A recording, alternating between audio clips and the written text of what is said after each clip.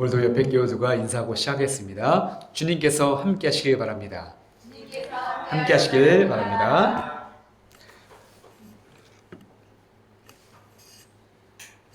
여러분 잘 지내셨죠? 날씨가 많이 춥습니다. 감기 조심하시고 오늘 예배를 통해서 주님의 위로와 사랑을 담아가는 귀한 시간 되시기를 바랍니다. 예전에는 저 교회 다닙니다 라고 누군가에게 이야기하면 아무런 이유 없이 그저 긍정적인 시선으로 보았던 때가 있었습니다. 그저 성경책만 들고 있으면 저 사람 신뢰할 만한 사람이구나, 믿을 만한 사람이구나 라는 소리를 듣기도 했죠. 아마도 자기 이익을 위해서 수단과 방법을 가리지 않는 세상에서 그리스도인들만큼은 조금 따뜻한 마음과 배려가 있지 않을까 하는 기대 때문이었습니다. 근데 요즘엔 어떻습니까?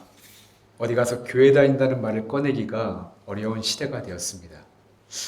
아니 이제는 모든 방송 매체나 소설이나 그런 유튜브나 이런 걸 보면 기독교가 마치 비난과 조롱의 대상이 되어버린 것 같아서 참으로 안타깝습니다.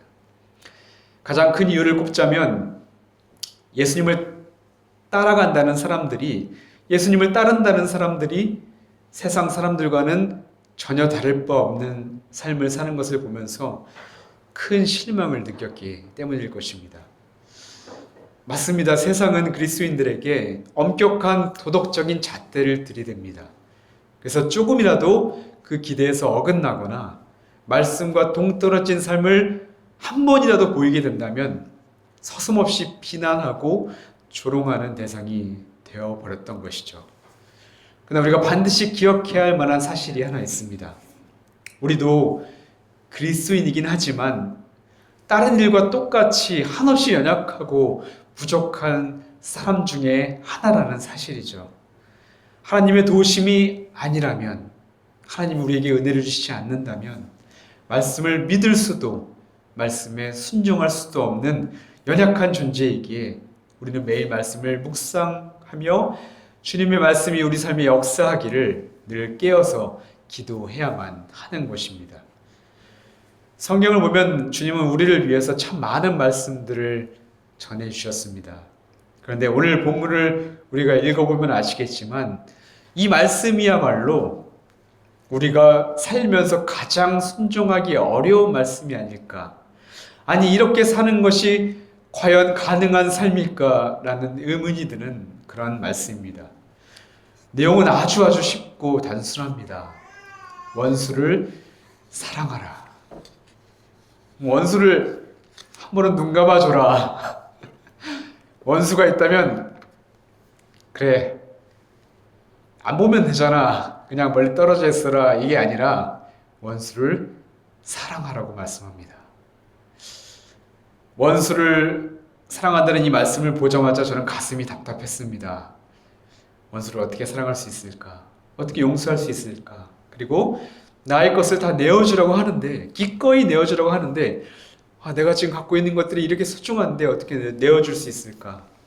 머리로는 쉽게 이해가 되었지만 말씀을 실제로 살아내는 것은 결코 쉬운 것이 아닌 전혀 다른 이야기로 받아들이게 되었습니다. 말씀을 묵상하면서 한 수요일쯤에는 다른 말씀으로 바꿔서 설교할까? 라는 유혹도 있었지만 주님께서 말씀을 곰곰이 묵상하다 보니까 주님께서 이 말씀은 우리에게 부담과 짐을 주는 말씀이 아니라 우리에게 정말 큰 은혜를 주는 말씀이었구나라는 확신을 갖게 하셔서 얼마나 기뻤는지 모릅니다. 그렇다면 연약한 우리들에게 예수님은 왜 불가능한 명령을 지금 하고 계시는 것인지, 그리고 이 말씀에 담긴 참 뜻이 무엇이었는지 우리가 함께 그 은혜를 나누고자 합니다. 오늘 말씀은 예수님의 평지수훈의 말씀으로 지난주에 이어서 네 가지의 복과 네 가지의 화를 말씀하신 예수님께서 이제 사람들에게 계속해서 평지수훈을 전해주는 말씀입니다. 예수님이 오늘 말씀을 주신 이유가 있었는데요. 그것은 사람들이 잘못된 율법 해석을 가지고 있었기 때문이었죠. 그 율법이란 출애굽기 21장 24절, 레위기 24장 20절, 신명기 19장 21절에 나오는 눈은 눈으로, 이는 이로 갚으라라는 말씀 때문이었습니다. 하나님께서 이스라엘 백성들에게 이 율법을 주신 이유는 내가 피해를 봤으면 더 크게 안갚음을 해야 속이 후련한 사람들의 본성을 알고 계셨기 때문이었습니다. 그러니까 눈은 눈으로, 이는 이로 갚으라는 하나님의 말씀은 사실 가해자가 피해자에게 더 큰 보복을 당하지 않게 하기 위한 일종의 가해자 보호법이었던 것이죠. 즉, 아무리 해를 끼친 악한 사람이라 할지라도 그 사람에게 한 번이라도 기회를 더 주고 그의 생명만큼은 보호하기를 원하셨던 하나님의 자비가 담겨져 있던 율법 중에 하나였습니다. 그러나 구약의 이스라엘 백성들이나 그리고 예수님 당시의 유대인들은 그러나 하나님의 자비는 똑 떼어놓고서 하나님이 이는 이로 눈은 눈으로 갚으라 하셨어. 이것은 복수를 허락하신 거야. 우리가 하는 복수는 정당한 거야. 이렇게 자신에게 피해를 끼친 사람에게 아무런 자비 없이, 아무런 꺼리낌 없이 더 큰 보복을 했었던 것이죠. 그래서 예수님은 그렇게 오용되고 남용되던 하나님의 뜻을 바로잡으시려 오늘 새로운 가르침을 전해주고 있었던 것이었습니다. 27절부터 30절을 보면 예수님은 이렇게 말씀합니다. 원수를 사랑하라. 너의 뺨을 치는 자에게 반대 뺨도 돌려서 대주어라. 내 겉옷을 빼앗는 자에게 속옷도 내어주라. 빌려달라고 하면 주고 줬으면 다시 돌려달라고 하지 마라. 근데 여러분, 이 말씀은 사실 우리들의 상식에 어긋나는 말씀이었습니다. 먼저 뺨을 때리는 것은 강자가 약자에게 하는 인격 모독의 행위로 그 당시에는 생각되어진 그런 행위였습니다. 근데 예수님은 뺨을 맞았으면 그 반대 뺨도 돌려드려 가시는 건 아닙니까? 또 겉옷을 빼앗는 것도 힘 있는 자의 수탈 행위라고 할 수 있습니다. 일교차가 큰 중동에서 겉옷은 밤의 추위로부터 생명을 지켜주는 유일한 보호막인데 겉옷도 모자라 속옷까지도 빼앗겨 버리면 어떻게 됩니까? 엄청난 수치를 당할 뿐만 아니라 목숨이 위태로운 상황에까지 놓여버리게 되는 것입니다. 마지막으로 달라고 하는 것을 다 주라는 것은 다른 이의 필요를 거절하지 말라는 것인데 빌려간 것을 돌려받지 못한다면 이 또한 강자의 횡포라고 할 수 있죠. 이처럼 뺨을 때리고 옷을 빼앗고 빌려간 것을 다시 돌려주지 않는 것, 이것은 분명히 힘 있는 자, 악한 자의 행위입니다. 근데 예수님은 악을 행하는 자에게 대항하지 말고 오히려 더 잘해줘라. 아니, 이런 사람도 용서하고 사랑하라 라고 말씀하는 것이었습니다. 그렇다면 여러분, 예수님은 이렇게 악을 행하는 자에게 왜 대항하지 말라 말씀하셨을까요? 불의에 대항하지 않고 무조건 참으라는 그런 교훈을 우리에게 전해주고 싶었던 것이었을까요? 그러나 여러분, 오늘 예수님의 가르침은 비겁하게 불의에 굴복하라거나 그저 눈 감아주라는 말씀은 아니었습니다. 이 말씀은 아주 일종의 비유라고 할 수 있죠. 그러니까 예수님의 말씀의 요지는 바로 선으로 악을 이기라라는 위대한 가르침을 우리에게 전해주고 싶으셨던 것이었습니다. 다시 말해 악을 악으로 응징하는 것은 결코 하나님의 뜻이 아니며 악은 그 어떤 투쟁과 대항을 통해서는 결코 무너지지 않는다는 사실을 우리에게 알려주고 싶으셨던 것이죠. 특별히 우리가 기억해야 할 말씀이 있는데 로마서 12장 17절부터 21절에서 바울의 권면인데 제가 새번역 성경으로 읽어드리려 합니다. 아무에게도 악을 악으로 갚지 말고 모든 사람이 선하다고 생각하는 일을 하려고 애쓰십시오. 여러분 쪽에서 할 수 있는 대로 모든 사람과 더불어 화평하게 지내십시오. 사랑하는 여러분, 여러분은 스스로 원수를 갚지 말고 그 일은 하나님의 진노하심에 맡기십시오. 성경에도 기록하기를 원수 갚는 것은 내가 할 일이니 내가 갚겠다고 주님께서 말씀하신다 하였습니다. 내 원수가 줄이거든 먹을 것을 주고 그가 목말라 하거든 마실 것을 주어라. 그렇게 하는 것은 내가 그의 머리 위에다가 숯불을 쌓는 셈이 될 것이다 하였습니다. 악에게 지지 말고 선으로 악을 이기십시오 라고 말이죠. 여러분, 세상적인 방법은 악을 악으로 갚는 것이고 힘으로 악한 자를 누르는 것이 맞다고 이야기하지만 주님은 다르게 가르칩니다. 오직 선으로 악을 이기라는 것입니다. 주님은 우리가 악한 자를 대적하지 않고 그저 선을 베풀기를 원하시는 것이죠. 왜냐하면 악을 무너뜨리는 것은 우리의 몫이 아니라 하나님 자신의 몫이라고 분명히 말씀하고 계시며, 또한 우리의 선을 통해 원수가 자신의 행동을 부끄러워하고 다시금 죄를 뉘우치기를 주님이 간절히 원하셨기 때문이었습니다. 잠시 첫째 성서봉독이었던 창세기 45장의 이야기로 한번 들어가 보겠습니다. 요셉에게도 원수 같은 이들, 도저히 용서할 수 없는 이들이 있었습니다. 바로 그의 형들이었죠. 17살 때 요셉은 형들의 시기 질투로 인해 하루아침에 노예로 팔려가야만 했습니다.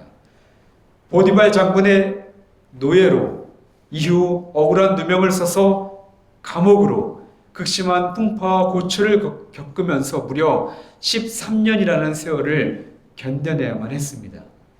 그런데 오늘 말씀을 보면 형들 때문에 평생을 죽도록 고생하다가 드디어 애굽의 총리가 되었습니다. 이제 마음만 먹으면 이제 저 눈앞에 있는 저 형들에게, 부하들에게 명령을 내려서 즉각 처단할 수 있는, 복수할 수 있는 그런 지위에 놓여져 있었습니다. 그런데 놀랍게도 요셉은 형들에게 전혀 복수할 생각이 없어 보입니다. 오히려 이렇게 말하는 것이 아닙니까? 창세기 45장 5절부터 8절 말씀입니다. 당신들이 나를 이곳에 팔았다고 해서 근심하지 마소서, 한탄하지 마소서. 하나님이 생명을 구원하시려고 나를 당신들보다 먼저 보내셨나이다. 이 땅에 2년 동안 흉년이 들었으나 아직 5년은 밭갈이도 못하고 추수도 못할지라. 하나님이 큰 구원으로 당신들의 생명을 보존하고 당신들의 후손을 세상에 두시려고 나를 당신들보다 먼저 보내셨나니, 그런즉 나를 이리로 보낸 이는 당신들이 아니요 하나님이시라. 하나님이 나를 바로에게 아버지로 삼으시고 그 온 집의 주로 삼으시며 애굽 온 땅의 통치자로 삼으셨나이다. 아멘. 요셉은 자신을 통해 이스라엘뿐만 아니라 많은 민족들을 살리시라는 하나님의 뜻을 이루기 위해 형들을 이용하시는 것이라는 놀라운 고백을 드리게 되었던 것이죠. 물론 처음에는 요셉도 우리와 똑같은 사람이기에 형들을 원망하고 복수의 칼날을 오랫동안 갈았는지도 모릅니다. 그러나 여러분들, 예전에 제가 말씀드렸던 걸 기억하실지 모르겠지만 요셉이 감옥에 있을 때 그때 나왔던 성경 구절이 무엇이었습니까? 요셉이 하나님이 요셉과 함께 하심으로 그의 인생이 형통하였더라. 요셉은 하나님 덕분에 하나님이 함께하는 것으로 말미암아 분명히 내가 지금 겪고 있는 이 일을 통해 당신이 이루실 일이 있음을 깨닫게 되었고, 결국 많은 생명을 살리시기 원하시는 하나님의 마음으로 형들과 똑같이 악을 악으로 갚는 것이 아니라 선으로 악을 이겨낼 수가 있었던 것이었습니다. 그리고 비록 자신의 지난날은 고통스러웠지만 그 모든 시간 속에 주님께서 함께 하셨고, 모든 고난의 순간들이 하나님께서 자신에게 허락하셨던 복이었음을 깨닫고 오히려 주님께 감사와 찬양을 드릴 수 있게 되었던 것이죠. 다시 누가복음으로 돌아가 보면 본문의 시작인 27절은 이런 말씀으로 시작합니다. 그러나 너희 듣는 자에게 내가 이르노니. 너희 듣는 자에게 이르노니. 너희 듣는 자가 여러분 누구였을 것 같습니까? 예수님에게 고침받기 위해 찾아왔던 유대인들, 또 두로와 시돈에서 찾아왔던 이방인들, 그 병자들, 귀신 들린 자들은 그 병이 고침받고 귀신들이 떠나가자 다 제 갈 길로 돌아갔습니다. 하지만 20절을 보면 알 수 있듯이 그 자리에는 오직 예수님을 따르기로 결심한 제자들만 남아 있었던 것이죠. 그러니까 예수님은 지금 12명의 제자들에게, 그리고 지금 주님을 따르기 원하는 우리들에게 이렇게 말씀하고 계시는 것입니다. 얘들아, 앞으로 너희들이 나를 따라서 내 말씀대로 살면 분명히 너희를 원수처럼 미워하고, 원수처럼 생각하고 미워하고 저주하고 모욕하는 이들이 분명히 있을 것이다. 그러나 그들을 오히려 사랑하고 선대하고 축복하고 기도해 주어라. 악을 악으로 갚지 말고 선으로 악을 이겨내라. 왜냐하면 내가 저들도 사랑하기 때문이다. 내가 저들도 기다리고 있기 때문이다. 내가 주는 마음으로 저들을 위해서 한 번만이라도 기도해 줄 수는 없겠니? 그들도 자신의 죄를 깨닫고 돌아와 함께 구원의 길을 걷게 되었으면 좋겠구나 라는 그런 주님의 음성이었던 것이죠.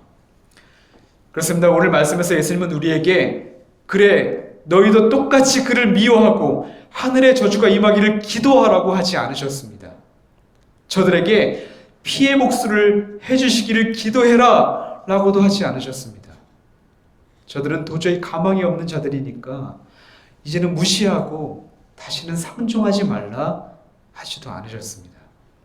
예수님은 오히려 사랑하고 선대하고 축복하고 기도해 주라고 말씀하셨습니다. 여러분, 그 이유는 바로 우리 주님은 차별이 없으신 분이고 저런 악한 사람들까지도 다시 죄를 돌이켜 구원의 은혜가 임하기를 원하시는 사랑의 하나님이셨기 때문이었습니다. 그런데 여러분, 오늘 말씀을 보면서 혹시 이런 생각이 드진 않으셨습니까? 나는 교회도 잘 다니고 남에게 특별한 피해도 주지 않으니까 원수는 내가 아니라 다른 사람이다.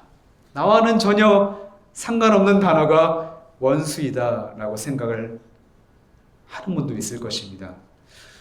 그러나 분명히 우리는 기억해야만 합니다. 오늘 말씀에 등장하는 원수 같은 사람, 이 악인은 다른 사람이 아니라 사실은 우리 모두를 말하는 것이기 때문입니다. 본문 속에서 나오는 악인들의 행동들을 보십시오. 다 우리가 예수님께 했었던 행동들이었습니다. 예수님 앞에서 우리는 죄인이었고 원수였고 악인이었습니다. 로마서 5장 8절부터 10절 말씀이 이를 증거합니다. 우리가 아직 죄인 되었을 때 그리스도께서 우리를 위하여 죽으심으로 하나님께서 우리에 대한 자기의 사랑을 확증하셨느니라. 그러면 이제 우리가 그의 피로 말미암아 의롭다 하심을 받았으니 더욱 그로 말미암아 진노하심에서 구원을 받을 것이니 곧 우리가 원수 되었을 때 그의 아들의 죽으심으로 말미암아 하나님과 화목하게 되었은즉 화목하게 된 자로서는 더욱 그의 살아나심으로 말미암아 구원을 받을 것이니라. 아멘. 그렇습니다. 우리가 아직 연약할 때, 우리가 주님을 떠나 죄인 되었을 때, 그리고 우리가 하나님의 말씀을 듣지 않으면서 하나님 말씀과 반대로 살아가는 원수 되었을 때 하나님은 그때부터 우리를 사랑하셨던 것입니다.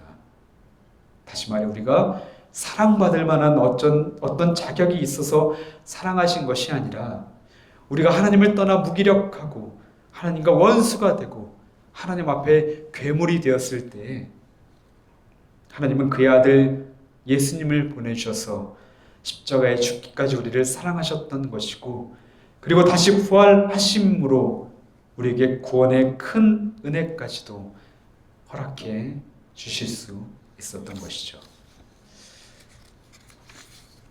그렇게 주님은 사랑받기 불가능한 인간에게 불가능한 사랑을 보여주셨던 것이었습니다. 사랑하는 여러분, 다시 한번 말씀드리지만 원수를 사랑하는 것, 원수를 용서하는 것, 이것은 사실 우리의 능력으로는 절대로 할 수 없는 일입니다. 그래서 주님은 28절 마지막에서 우리에게 이렇게 말씀하신 것 같습니다. 기도하라 라고 말이죠. 그 기도란, 주님, 저에게는 원수를 사랑할 능력도 힘도 없습니다. 저는 할 수 없습니다. 제 안에 계신 주님이 저들을 용서하여 주시옵소서. 그리고 제 마음에 저들을 향한 분노와 원망이 아니라 십자가에서 보여주신 나를 사랑하셨던 그 주님의 사랑만 가득하게 하여 주시옵소서. 이렇게 기도해야 하는 것이죠. 사랑하는 여러분, 이처럼 예수님께서 우리에게 기도하라고 하신 것은 우리가 기도할 때 우리가 할 수 없는 일들을 모두 행할 수 있는 온전한 사람이 되기를 원해서 하신 것이 아니었습니다. 기도를 통해 주님은 주님 앞에 먼저 원수였던 나의 죄된 모습을 보게 하여 주시고 우리 안에 이웃을 사랑할 만한 능력도 없음을 깨닫게 하시며 그리고 우리에게 주님의 은혜가 필요함을 깨닫게 하시기 위해서 기도하라고 말씀하셨던 것이죠. 사랑하는 새길교회 성도 여러분, 제가 참 좋아하는 시가 하나 있는데요. 정현희 시인의 원수를 사랑하라는 시입니다. 이 말씀을 끝으로 말씀을 정리하고자 합니다. 원수를 사랑하라, 원수를 사랑하여라. 무슨 말씀입니까, 주여? 내 하나님이여, 이 무슨 말씀입니까? 내게는 그리도 엄격하시면서 어찌 내 원수에게는 그리 관대하십니까? 보아라, 나와 함께하는 것아. 내가 원수와 똑같은 얼굴이 되는 것을 나는 참을 수가 없구나. 내가 원수와 똑같은 얼굴을 하고 있는 것을 나는 참을 수가 없구나. 바로 하나님의 마음이었습니다. 그렇습니다. 예수님이 원수를 용서하고 사랑하고 선대하고 아낌없이 다 내어주고 기도하라는 것은 악인을 위한 것이 아니라 사실은 저와 여러분을 위한 것이었습니다. 마음속에 상대방을 위한 원망과 분노로 인해 하나님이 거하실 자리가 없게 될까 봐 우리가 이 땅에서 하나님이 주시는 하나님 나라와 하나님의 복을 누리지 못할까 봐 우리를 사랑하고 걱정하고 염려하셔서 주셨던 그런 귀한 은혜의 말씀이었던 것이죠. 사랑하는 여러분, 우리가 이렇게 기도하면 좋겠습니다.